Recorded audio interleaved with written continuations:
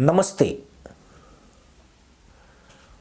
पाकिस्तानी मुल्लाओं के लिए बड़ी बात यह नहीं है कि उन्हें 72 उर की वास्तविक लंबाई पता चल गई है, बल्कि गधैया नृत्य की वजह यही है कि अब गंजे मुल्लाओं को भी कंघी खरीदने का मौका मिल गया है।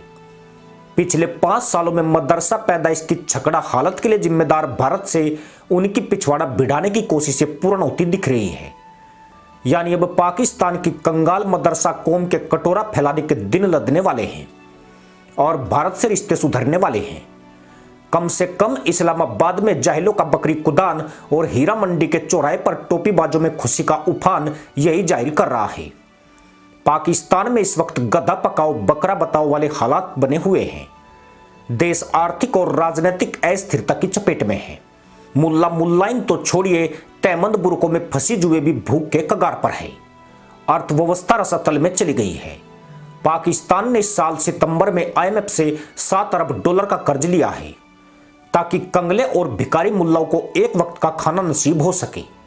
IMF से उसने रिकॉर्ड 25वीं बार कर्ज लिया है। हालत यह है कि पाकिस्तान के 2023 में कुल कर संग्रह का 68% हिस्सा केवल कर्ज का ब्याज चुकाने में चला गया। पाकिस्तान के इस संकट का एक कारण यह भी है कि उसके अपने सभी पड़ोसियों से संपर्क खराब चल रहे हैं। व्यापार ठप पड़ा है। बिकाई के मुकाबले मुल्लाओं की सुताई अधिक हो रही है। ऐसे में मदरसा मुल्क में हाय अल्लाह की जगह अब हाय इंडिया की पुकार होने लगी है। मुसलमानों के आतंकी देश के पूर्व प्रधानमंत्री नवाज शरीफ भारत और पाकिस्तान के संबंध सुधारने की दलीलें दे रहे हैं, पर हकीकत यही है कि इनके DNA में गद्दारी और मक्कारी की भरमार है। इनकी फटी है, इसलिए भारत की याद आ रही है। यह मदरसा पैदाइश की धूर्त मुल्ला पॉलिसी ही है जो अपने स्वार्थ के लिए उन्होंने कश्मीर मुद्दे को भी किनारे कर दिया। जबकि पाकिस्तान ने कश्मीर को भारत से छीनने के लिए इतनी भारी भरकम राशि कश्मीर के लिए बहा दी जो देश के मुल्लाओं के विकास पर खर्च होकर उनकी हालत बदल सकती थी।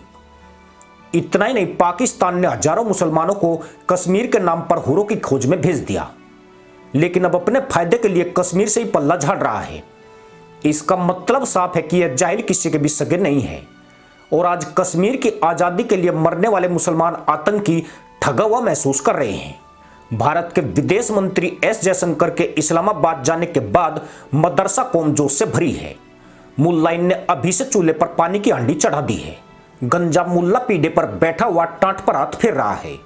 भारत से रिश्ते सुधरेंगे तो तेल चीनी सब्जियां सस्ती हो जाएगी, फिर हांडी में खूब बिरयानी बनेगी और मुल्ला जी लपालप चटकारे लेकर खाएंगे। रिश्ते तो सुधर जाएंगे, पर कश्मीर का क्या होगा? उन मुसलमान आतंकियों का क्या होगा जो कश्मीर के लिए पिछवाड़ा तुड़वा गए? उस आर्मी का खर्चा पानी कहां से चलेगा जो कश्मीर के नाम पर ही पाकिस्तान में शासन करती है?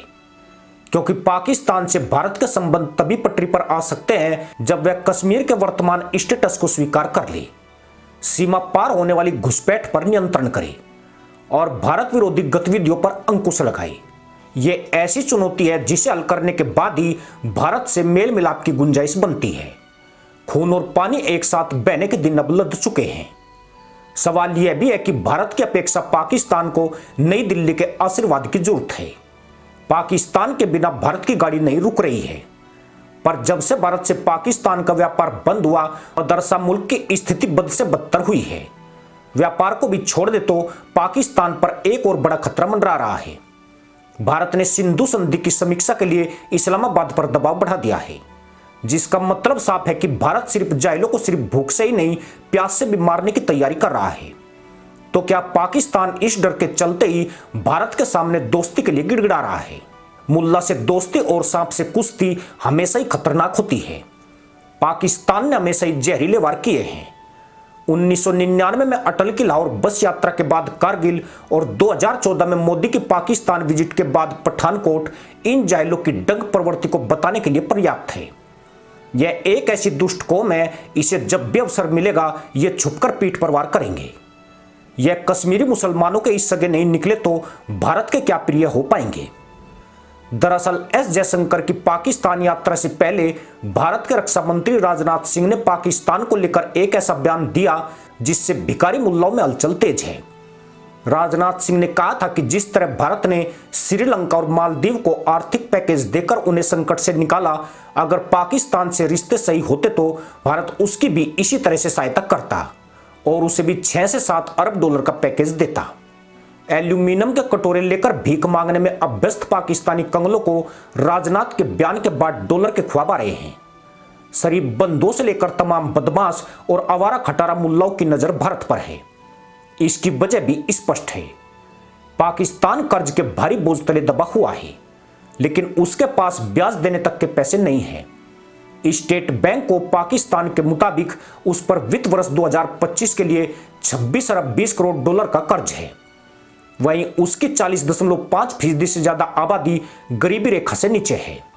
साल 2022 में आर्थिक जटिलता सूचकांक में वह 85वें नंबर पर है। मदरसा मुल्क के पास पहले से ही पैसा नहीं है। अब उसे अगले 12 महीनों में 30 अरब 35 करोड़ डॉलर का कर्ज चुकाना है। इनमें कई अहम लोन भी शामिल हैं। जब पैसा ही नहीं है तो यह कर्ज चुकाना पाकिस्तान के लिए किसी बड़ी चुनौती से कम नहीं है।